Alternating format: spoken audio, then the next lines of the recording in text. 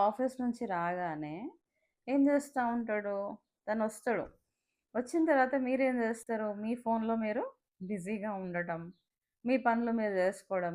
నేను ఆఫీస్ నుంచొచ్చా, నేను టయర్డ్ అయిపోయినా అని చెప్పడం.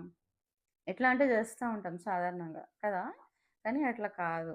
ఒక స్త్రీ తన పురుషుడు కోసము లోబడి ఉండాల. అంటే తనొచ్చినప్పుడు తనని మంచిగా ప్రేమగా పలకరించడం గానీ, తనకు కావాల్సినయన్నీ చేసి పెట్టడం గానీ, తన అవసరాలన్నీ ఏంటి అనేది చూసుకొని, సమయానికి అన్నీ సర్దడం కానీ, ఇల్లు చక్కగా చూసుకోవడం గానీ, ఇప్పుడు భర్త ఏదైనా నిర్ణయాలు తీసుకున్నప్పుడు ఇద్దరు కలిసి కూర్చొని మంచిగా కుటుంబం గురించి గానీ, పిల్లల భవిష్యత్తు గురించి గానీ, అదేదైనా సరే, ఏదైనా నిర్ణయం తీసుకున్నప్పుడు ఇద్దరు కలిసి ఆ నిర్ణయాన్ని గౌరవించి దాన్ని ముందుకు తీసుకెళ్లడము.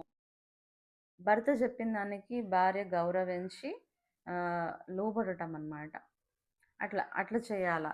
భర్తకి తన ప్రేమను పంచాలా, గౌరవం చూపించాలా, విధేయత చూపించాలా. ఇవన్నీ చేయడం వల్ల మీరేం వాళ్ళకంటే తక్కువైపోరు. దేవుడు ఇద్దరిని సమానంగానే సృజించిండు. ఇద్దరు ఒకటే.